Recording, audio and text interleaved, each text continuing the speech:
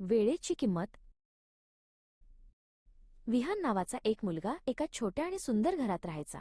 तो खूप हुशार आणि आनंदी होता, पण त्याला एक वाईट सवय होती, प्रत्येक काम उद्यावर ढकलणे. आत्ता नाही, नंतर करेन, हे त्याचे नेहमीचे उत्तर असायचे. एक दिवस शाळेत गुरुजींनी घोषणा केली की उद्या सकाळी सर्व मुले विज्ञान केंद्राला सहलीला जाणार आहेत. विहान खूप आनंदित झाला. त्याला विज्ञानाचे प्रयोग पाहायला खूप आवडायचे. संध्याकाळी विहानचे आजोबा आबा त्याला म्हणाले, विहान, तुझी बॅग आत्ताच नीट भरून ठेव आणि तुझे कपडे काढून ठेव, म्हणजे सकाळी तुझी धावपळ होणार नाही. पण विहानने नेहमीप्रमाणे म्हटले, हो आबा, थोड्या वेळाने करतो. रात्र झाली तरी विहानने बॅग भरली नाही. तो टीव्ही पाहत बसला. त्याला वाटले की सकाळी लवकर उठून सर्व आवरता येईल. रात्री उशिरापर्यंत तो जागाच होता. सकाळी लवकर गजर वाजला, ट्रिंग ट्रिंग. पण विहानने डोळे चोळत तो बंद केला.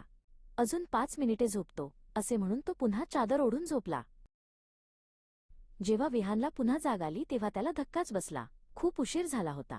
तो घाईघाईने उठला. त्याला त्याचे मोजे सापडेनात आणि पाण्याची बाटली शोधताना त्याची खूप धावपळ झाली. तो कसाबसा तयार होऊन धावत धावत बसस्टॉपवर पोहोचला. पण तो तिथे पोहोचेपर्यंत शाळेची बस निघून गेली होती. विहान बसच्या मागे थोडा वेळ धावला, पण बस खूप दूर गेली होती. विहानला खूप रडू आले. त्याची आवडती सहल चुकली होती. तो रडत रडत घरी परतला. वाटेत त्याला पुन्हा आबा भेटले. आबांनी त्याला जवळ घेतले. आबांनी त्याला प्रेमाने समजावले, विहान, वेळ ही सर्वात मौल्यवान असते.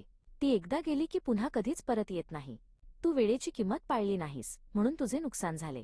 विहानला आता आपली चूक उमजली होती. त्या दिवसापासून विहानने ठरवले की तो प्रत्येक काम वेळेवर करेल. आता विहान वेळेचा खूप पक्का झाला आहे आणि तो आपल्या वर्गातील सर्वात टापटीप मुलगा बनला आहे. बोध: वेळेची किंमत ओळखणारा माणूस आयुष्यात पुढे जातो.